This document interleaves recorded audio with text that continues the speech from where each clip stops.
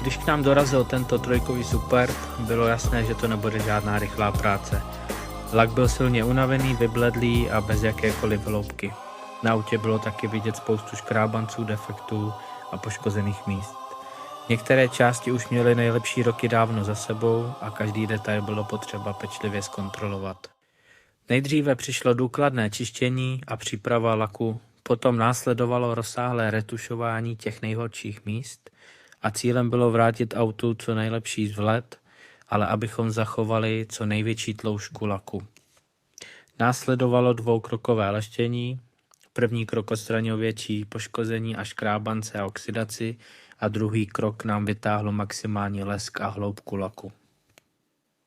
Nakonec jsme uzavřeli povlak 3letou keramickou ochranou a výsledek si myslím, že stojí za to. A pokud bys si chtěl i ty, aby jsme se ti postarali o tvůj vůz, tak nás neváhej kontaktovat.